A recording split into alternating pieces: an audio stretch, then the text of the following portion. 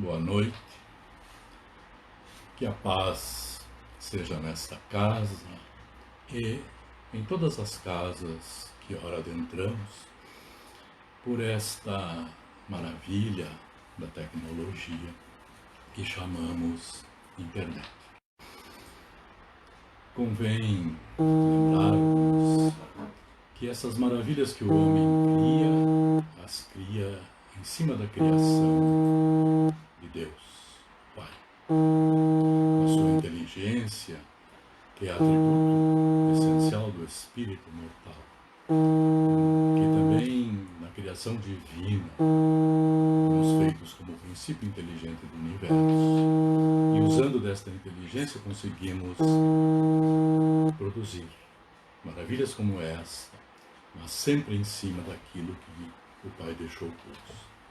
Se assim pensássemos a cada momento, abateríamos com facilidade o nosso orgulho e, mais cedo, nos tornaríamos pessoas melhores. Nós iniciamos hoje as nossas transmissões da Sociedade Espírita de Auxílio e Fraternidade via internet, já que as casas, atendendo à recomendação da saúde pública, estão fechadas. E assim fazemos para que a mensagem não deixe de chegar nos corações. Saudamos a todos que nos veem, que nos escutam, e que saibamos proteger a nós e a todos nestes momentos. O apóstolo Paulo, na sua carta que escreve a Tito, que estava na ilha de Creta e lá procurava manter aqueles núcleos cristãos recém-começados e que se percebiam perseguição por aqueles que queriam destruir o cristianismo e também por aqueles que queriam infiltrar-se com doutrinas estranhas para apropriarem-se daquele movimento crescente. E Paulo recomenda a Tito, em primeiro lugar, no capítulo 2 da sua epístola: você fala o que convém à sã doutrina. Dá a ele conselhos como tratar com os jovens, com os idosos, com os homens, as mulheres, e recomenda-lhe que dá sempre como exemplo de boas obras. E mesmo em meio àquelas confusões do momento, as perseguições por vezes implacáveis, ele vai recomendar linguagem sã e irrepreensível, para que o inimigo se envergonhe, não tendo o que dizer de nós. Depois, na sua carta aos Efésios, em Éfeso, onde ele teve uma das suas experiências mais dolorosas, ele escreve a eles da prisão, dizendo: não saia da sua boca nenhuma palavra torpe, mas somente aquela que sirva para a edificação de uns para com os outros. Por certo, inspirado no Cristo, que lá no Evangelho de Mateus já havia dito no capítulo 5, versos 21, 22, ouviste o que foi dito: não matarás, e aquele que matar será réu do juízo. Eu, porém, vos digo que aquele que, sem motivo se encolerizar contra seu irmão, será réu do juízo. Aquele que disser a seu irmão raca, que era uma palavra de desprezo, será réu do sinédrio. E aquele que disser louco, será réu do fogo do inferno. Também no Evangelho de Mateus, lá no capítulo 12, ele vai dizer: e eu vos digo que havereis de responder por toda palavra inútil que sair de sua boca. Por suas palavras sereis justificados, por suas palavras sereis condenados. E quem apanha esta fala, estes aconselhamentos, de uma forma muito bonita, num resumo poético do espírito Casimiro Cunha, através daquele que foi a personalização da mediunidade com Jesus, Chico Xavier. Em Pensamentos Espíritas ele diz: a palavra que retens é tua serva querida, aquela que te foge é dona da tua vida. E por certo, refletindo sobre o que o poeta queria nos dizer, o que é dono da nossa vida são aquelas situações que nos fogem ao controle, que nós não gostaríamos que tivessem em nós, mas que não saem do nosso pensamento, que a todo momento nos voltam e doem por haver acontecido. E quando ele liga isso com a palavra que nos fugiu, por certo ele quer que nós reflitamos a respeito do que nós temos feito, do que nós temos dito nas nossas conversas, nos nossos diálogos. Quantas vezes, por uma expectativa frustrada, nós acabamos falando mais duro, acabamos usando palavras que ferem, que machucam os outros. E depois, com o tempo, nós acabamos por arrepender-nos. E aqueles a quem ferimos e que, não afastando-se do nosso convívio, eles acabam, de momento a momento, fazendo com que nos lembremos daquilo que teremos dito. E os danos causados por uma palavra mal colocada. Por vezes uma encarnação não é tempo suficiente para expungir. E expungir na acepção da palavra que relembramos, apagar uma escrita, colocar outra no lugar, tirar o dano, colocar um benefício. Quanto tempo? No livro dos Provérbios, no capítulo 12, verso 18, há aqueles que falam como estocadas de espada. Mas, na língua do sábio, há saúde. A estocada de espada, o prejuízo, o ferimento. Quanto tempo para que nós tiremos a estocada da espada e sejamos sábios para levar saúde através da nossa linguagem. Sigmund Freud, pai da psicanálise, ele nos seus estudos traz uma conclusão de que promanam os sofrimentos dos homens de 3 fontes: do destino imprevisível e imutável. E nós estamos vivendo situação semelhante a isto. Depois, o corpo que adoece ou envelhece, e das relações com as outras pessoas. E são destas relações o ponto mais importante, porque daí emergem a maioria das nossas experiências dolorosas. Quando alguém da nossa relação nos frustra uma expectativa, quantas vezes nós vamos conversar, ou até no nosso pensamento, ou escrever, ou nas nossas conversas com os outros, condenamos, criticamos, usamos daquelas palavras que nos farão arrepender depois, mais tarde. Mesmo que nos isolássemos, no momento que estamos vivendo agora, nós não deixamos de estar em diálogo com as pessoas que amamos, com as pessoas que tememos, ou aquelas que não gostamos muito. E nesses diálogos internos, nós vamos, via de regra, reclamando de nós mesmos não ter dito isso. Devia ter dito isso quando me disse tal coisa. E preparando um novo encontro. Mas na próxima vez eu direi assim. Se me disser isso, direi aquilo e mais aquele outro.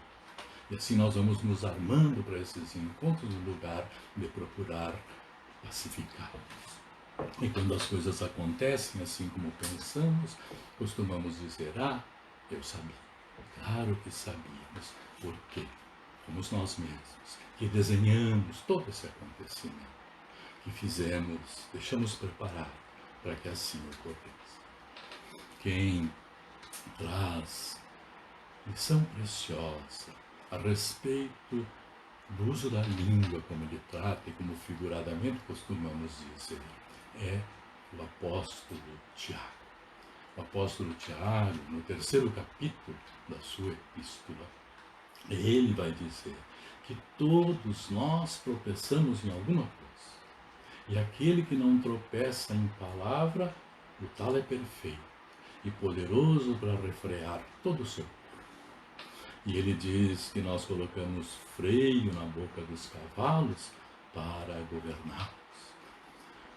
Fala das naus tão grandes, levadas de impetuosos ventos, mas que se viram para onde quer aquele que a comanda por tão pequenino leme. Assim também a língua, um órgão tão pequenino, mas que se gloria de grandes coisas. Veja quão grande bosque, tão pequeno fogo incendeia. E a língua também é incêndio, quer dizer, um mundo de iniquidade. Está entre os nossos órgãos e contamina todo o nosso corpo. Vai dizer que todos os animais de qualquer espécie foram domados pela natureza humana, mas não houve homem que tenha domado a sua língua. E que é um veneno que está cheia de peçonha mortal. Com ela, abençoamos a Deus, Pai, e com ela, amaldiçoamos o homem feito à semelhança de Deus. De uma mesma boca procede bênção e maldição. Ora, meus irmãos, não convém que seja assim. Não pode uma fonte do mesmo manancial deitar água doce e água amargosa. Então vejamos nesta fala do apóstolo Tiago e destaquemos 2 pontos. Aquele que ele diz que a língua está entre os nossos membros e contamina todo o nosso corpo. Claro que nós sabemos que só vamos falar aquilo que está na nossa mente, no nosso coração. A boca fala do que o coração está cheio, ensinou Jesus. E nós pegarmos com o espírito André Luiz, no livro Evolução em 2 Mundos e Mecanismos da Mediunidade, quando ele fala a respeito da aura humana, ele diz que todos os corpos emitem um halo energético, mas que no homem isso é diferente pelo pensamento contínuo. E que o nosso pensamento, ele se ajusta a essa emanação das células e cria ao redor do nosso corpo como uma túnica energética, eletromagnética. E por essa túnica circulam os nossos pensamentos e desejos antes de viajarem de nós para as metas que destinamos. Vejamos bem, assim quando nos levamos por esses momentos de negatividade, quando nos permitimos que os nossos pensamentos se envolvam em revolta, em queixa, em condenações, nós estamos vestidos, em primeiro lugar, nessa túnica de energias negativas, contaminando, por certo, todo o nosso corpo. Diz mais o Espírito André Luiz, que por estas perturbações da nossa mente, causa ruptura entre o corpo espiritual e o corpo físico, e por aí vejamos o momento que se dá o assalto microbiano. Ele está falando em evolução em 2 mundos, no último capítulo do livro, capítulo 20, que é a invasão microbiana. E diz ele que nos nossos pensamentos, nós, quando arrependemos de alguma coisa, criamos áreas de remorso. E quando há esta invasão microbiana, ele vai nos atingir nessas áreas que são mais sensíveis, que nós nos arrependemos, que são donas da nossa vida. Mas, mais adiante, quando o apóstolo diz que com a mesma boca abençoamos a Deus e amaldiçoamos o homem feito à semelhança de Deus, da mesma boca procede bênção e maldição. Veja a inteligência do apóstolo para trazer esta reflexão. Como pode? Num momento nós estamos em prece, rogando por nós, pela nossa família, pelos nossos queridos. Num momento logo a seguir, estamos criticando, condenando alguém. Não convém que seja assim, como diz o apóstolo. Mas nós podemos pensar também, o que teria levado um apóstolo a escrever este livro?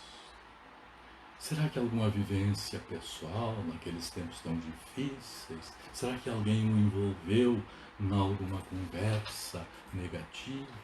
Será que ele simplesmente quis deixar-nos uma lição a esse respeito? O Espírito Humberto de Campos, no livro Pontos e Contos, capítulo 35. Também no livro No Roteiro de Jesus, capítulo 58. Eles iam de Jerusalém a Betânia e de repente começaram a lembrar dos cariotas. E naqueles lugares que Tiago dizia assemelhar-se ao horto onde Jesus foi traído, segundo a sua fala, ele vai narrando para Matias, que ele perguntava os acontecimentos. Do momento inesperado, ele diz, embora o Cristo os tenha alertado. Então, ele narra a chegada de Judas com os oficiais, com os soldados, e ele diz que o mestre veio ao encontro dos adversários, estava sorridente e imperturbável. Então ele começa a recordar o momento e diz assim: adiantou-se o infante, beijou-o na face, estabelecendo o conflito e consumando-se a prisão do Messias, começando ali o nosso martírio. Que insolência, que homem caviloso este Judas terrível, vai dizer Matias. Dói-me invocar o vulto do ingrato. Como não vacilou no crime ignominioso? Judas será para sempre a nossa vergonha. Muitas vezes escuto Pedro que procura desculpar. Escuto Nicalo deste Tiago, porque para mim não existem palavras que possam excusar. Esse traidor entregou o mestre aos rabinos criminosos e será para sempre um réu da humanidade. Foi perverso, positivamente infame. Como se abalançou a semelhante absurdo? Pergunta Matias. Tudo lhe dera o Senhor em bênçãos eternas. Foi o espírito diabólico da missão desregrada. Tiago queria absorver a liderança do nosso grupo, ombrear com os rabinos do tempo, cativar a simpatia dos romanos dominadores, criar uma organização financeira, submeter o próprio Senhor à sua vontade. Pedro costuma afirmar que o celerado não tinha noção das consequências do ato de traição e nem alimentava o propósito de eliminar o Messias amado. Contudo, não aceito a suposição.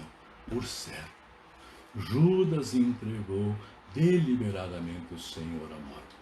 E talvez fosse ele o inspirador sutil dos martírios da cruz. João e Pedro asseveram que o infeliz arrependeu-se e chorou. Entretanto, chego a duvidar. Um traidor como aquele não encontraria pranto nos olhos. Era demasiado perverso para sofrer por alguém. Matias vai dizer que não deveria passar de um criminoso comum e que a sua memória me inspira compaixão e vergonha, e pergunta: chegaste a vê-lo antes da morte? Não. E não sei se me comportaria fraternalmente se ainda o tivesse ante os olhos. O traidor morreu enredado nos laços diabólicos que teceu com as próprias mãos. Devia descer aos infernos como desceu, envolvido em sombras densas. Era um perverso gênio das potências inferiores. Volta Matias, e os familiares deste homem cruel, será que lhe aprovaram a conduta satânica? Tiago ia responder, mas alguma coisa lhe impediu. O velho apóstolo arregalou os olhos, interrompeu a marcha e perguntou ao companheiro: quem é aquele que vem lá, vestido em luz resplandecente?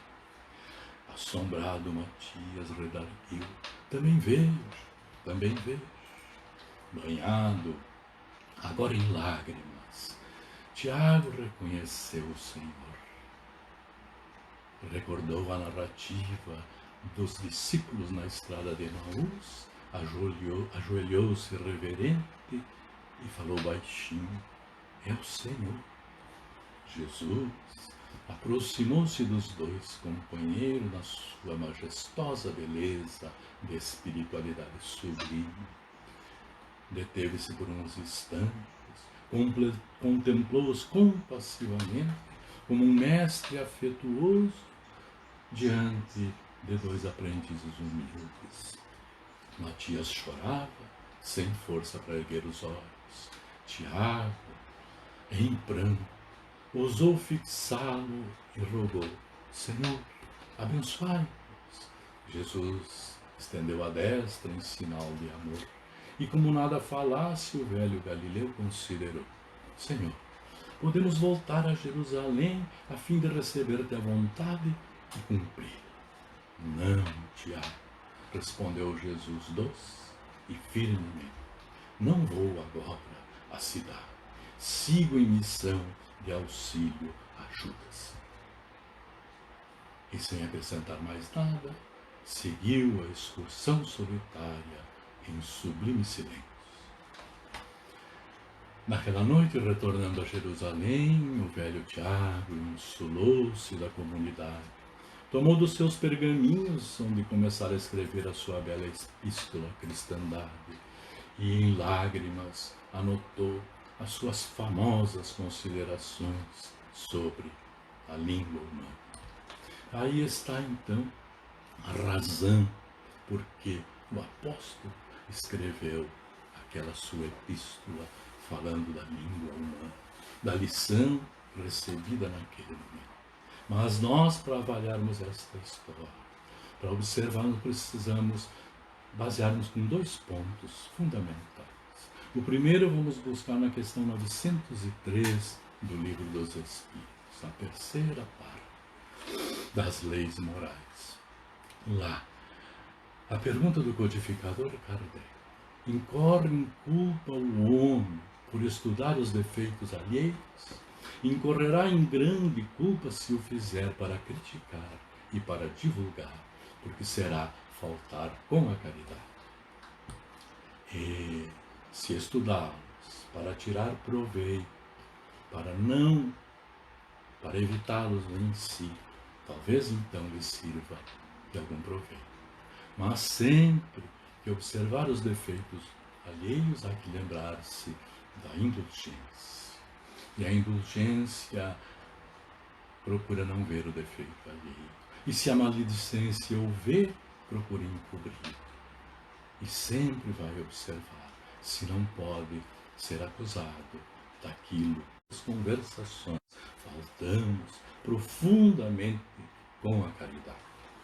Através de Chico Xavier, o Espírito Maria Dolores ensina das formas da caridade, sempre nobres e diversas. Uma das mais elevadas é a que se faz nas conversas. E assim, não havia caridade alguma naquela conversa. O uso de palavra mais dura, o fazer absoluta questão de ferir a memória daquele a quem falavam, com qualificativos terríveis. E quando a indulgência vê João e Pedro, que procuram desculpar o feito de Judas, não é aceito, não admito a suposição, porque com a expectativa ferida, entendia que aquele que a feriu devia ser julgado, devia pagar caro por aquilo que fez. O apóstolo Paulo, na sua carta aos Romanos, no 2º capítulo, 1º verso: portanto, és inexcusável, ó homem, quando julgas a quem quer que seja, porque te condenas a ti mesmo naquilo que julgas, porque tu, que julgas, fazes o mesmo. E eles julgavam Judas pelo quê? Por haver traído o Cristo. E não estavam eles ali traindo a Jesus? Da mesma maneira que Judas. Talvez de maneira pior, Judas teve lá seus devaneios, mas eles consideravam-se apóstolos mais próximos do Cristo.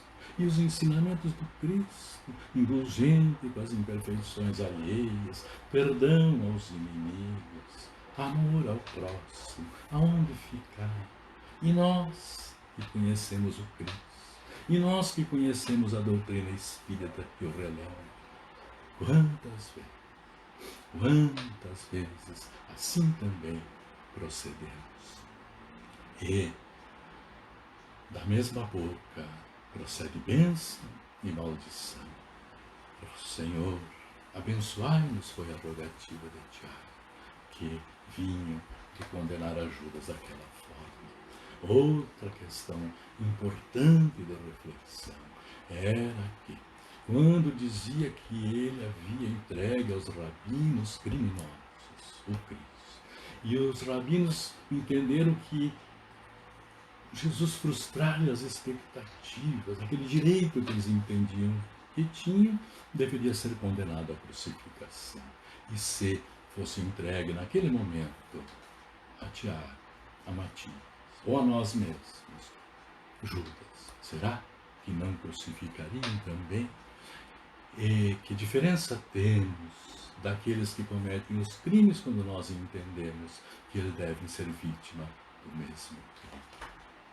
E Jesus poderia ter chegado, repreendido, e com certeza aquela repreensão seria aceita, mas provavelmente ficariam pensando na repreensão do Cristo e não assimilariam a lição que ele trouxe. Jesus, que era o ofendido, 2 vezes ofendido, por Judas, por Tiago e Matias, nada disso.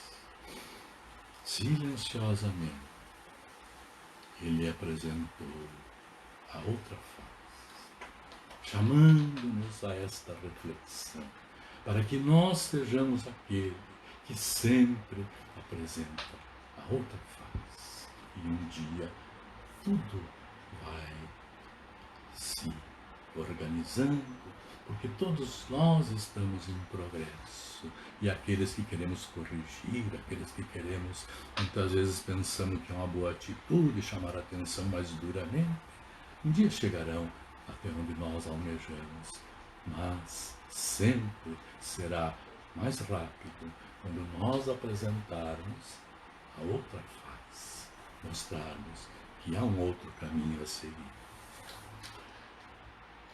Mas quando nos apercebemos destes aqui e apercebemos do mal que ele nos faz, ficamos a pensar, e agora? O que fazer? Nós precisamos mudar as nossas atitudes. Mas como ficarão os equívocos que cometemos?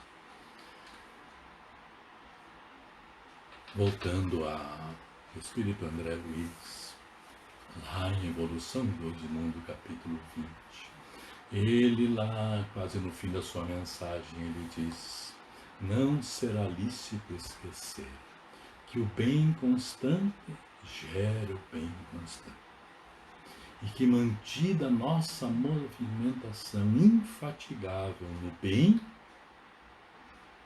os males por nós amontoados se atenuam, gradativamente desaparecendo ao impacto das vibrações de auxílio, nascidas ao nosso favor, em todos aqueles aos quais dirigirmos a mensagem de impedimento e de puro amor, sem necessidade expressa de recorrermos ao concurso da enfermidade para eliminar os resquícios de treva que porventura se incorporem ainda no fundo mental. Poderíamos resumir esta fala de André Luiz naquilo que diz o apóstolo Pedro: amai-vos uns aos outros com ardente amor, porque o amor cobre a multidão de pecados. Também é importante nós refletirmos que lá no Livro dos Espíritos, na questão 766 da Lei de Sociedade, Kardec, o codificador da doutrina, pergunta: a vida social está em a natureza? Certamente. Deus fez o homem para viver em sociedade. Não lhe deu inutilmente a palavra e outras faculdades necessárias à vida de relação. Ora, a palavra não tem outra utilidade que não seja para conversarmos, para nos comunicarmos, para nos entendermos, para esta vida de relação, para os convívios.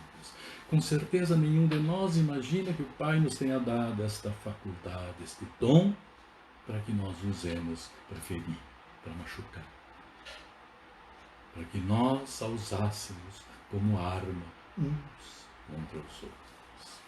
E nós também, se formos voltar atrás nas dificuldades que ora enfrentamos por um uso inadequado da palavra, por aquele momento em que o silêncio talvez fosse o melhor caminho, ou uma reflexão maior para reter a palavra e não deixá-la fugir para que adonasse-se da nossa vida.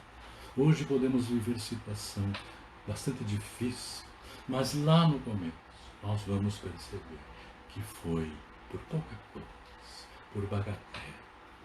O codificador da doutrina espírita, Allan Kardec, quando ele estuda o egoísmo e o orgulho em obras póstumas, ele diz que a exaltação da personalidade leva a pessoa a acreditar que é melhor que os outros, que tem mais direito que os outros, e se melindra por qualquer coisa que ele imagine ferir aquele seu direito. E assim procedemos, por pequenas coisas, por um nada. E nós respondemos de forma dura, criticamos, condenamos. E aí vamos lembrar do ensinamento do apóstolo Tiago: quão grande bosque, tão pequeno fogo incendeia.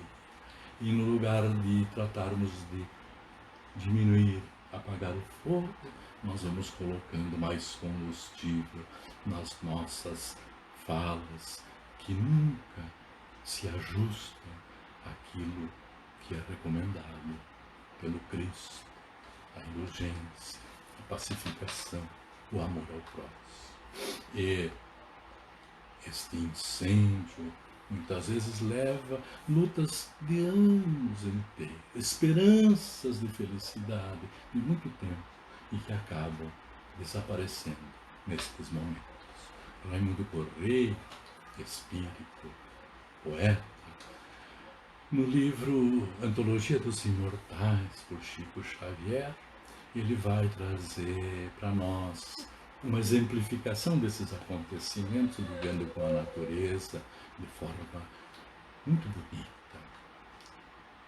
O vento corre uivante e desempedra, um alvo seixo engastado na montanha, a pedra solta cai sobre outra pedra, brilham faíscas de uma luz castanha. Mais um golpe do vento e o fogo medra sobre a alfombra ressequida em doida sanha, a luta que se alteia e se desmedra no incêndio arrasador em fúria estranha. Mais fortes une o vento e tudo encrispa, sobe em chamas cruéis, de chispa em chispa, o homem chora a perdida sementeira. Também é assim o mundo por bagatela, surge a paixão que se desencastela, queimando a safra de uma vida inteira. Que Deus nos abençoe, nos ampare a todos e a cada um. E nós, mais uma vez, agradecemos aos irmãos que estão conosco e voltamos a rogar os devidos cuidados neste momento de provação, porque passa a humanidade e que necessita do nosso carinho, do nosso cuidado. Vamos agora, então, para o momento de paz, para o momento de oração. Nós podemos pedir aos irmãos que queiram cerrar os olhos, que queiram imaginar perto de si os espíritos que nos aplicarão o passe espiritual, nosso anjo da guarda, nosso benfeitor. E nós podemos dizer: Pai generoso e justo, nós queremos agradecer-te por mais um dia que concede às nossas existências, aqui neste mundo de provas e de expiações, porque sabemos que não nos abandonas, que cuida de cada um de nós e que se permite que passemos por todas estas dificuldades, é porque elas farão de nós pessoas melhores. Cuida das nossas almas frágeis, Pai amoroso, e auxilia-nos na tarefa de levarmos a paz, de levarmos a harmonia, de levarmos o carinho a todos e tantos irmãos que se angustiam assim como nós. Então nós podemos imaginar o nosso planeta Terra e emitir ondas de amorosidade, de paz que o envolvem, que o cercam e que vão produzindo a esperança, a certeza de que tu, Pai, não abandona jamais aos teus filhos. Muita paz para os corações, muita harmonia, muita serenidade. Uma semana de muita luta para vencermos a nós mesmos e para cumprirmos com as nossas tarefas de sermos pessoas melhores, melhores que nós mesmos. Que assim seja.